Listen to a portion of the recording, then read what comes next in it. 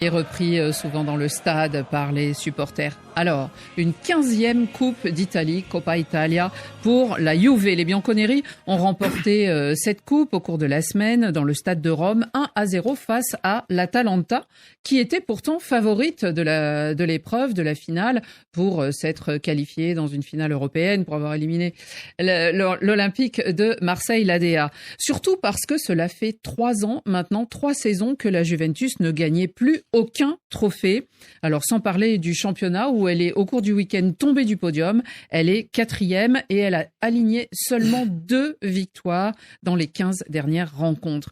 Une Coppa qui ne peut que faire du bien pour rebondir la saison prochaine, Xavier Barré. Oui, parce que... Alors, on va en parler. Je l'ai mis un petit peu à part, mais Allegri, de toute façon, il était donné par temps. Il vient d'être démis de ses fonctions. On va licencier, on va expliquer pourquoi. Quand vous avez une équipe avec quand même en attaque Chiesa, Vlahovic, avec au milieu de terrain Rabiot, Vlahovic qui a marqué le but vainqueur. C'est quand même... La Juve, c'est une équipe qu'on attend toujours.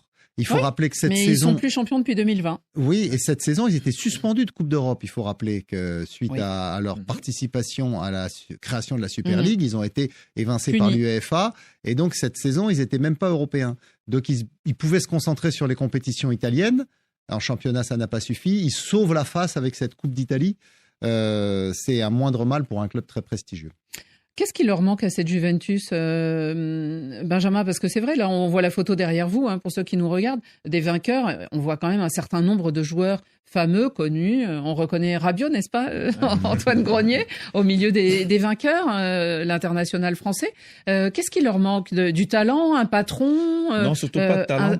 La stabilité dans le club? C'est ce que j'ai voulu dire. Je pense que c'est pas une question de talent, mais c'est surtout une forme de stabilité parce que ça fait 3 ans, ils n'ont rien gagné. Ils ont fait le choix d'aller chercher Allegri parce qu'ils avaient besoin de renouer avec les victoires. On sait ce qui s'est passé l'année dernière, les 15 points retirés, pas retirés. Ils terminent 7e, ils sont pas qualifiés. Xavier le disait tout à l'heure. L'ascension avec l'UEFA, ils font le choix de pas faire appel parce qu'ils voulaient vraiment se concentrer sur le championnat. Et là, on voit que cette année, malgré le fait qu'ils n'ont pas de Coupe d'Europe à jouer, comme toujours, ça cale à un moment donné. 4e championnat. Ils sont 4e et ils sont même pas sûrs d'être qualifiés pour la Champions League la saison prochaine. Et là, ils perdent quand même l'entraîneur à 2 journées de la fin du championnat. Donc, on s'interroge. On se demande si c'est le rebond. Je me dis que c'est tôt quand même de l'avoir laissé partir. Il aurait dû laisser l'entraîneur aller jusqu'au bout, mais voilà.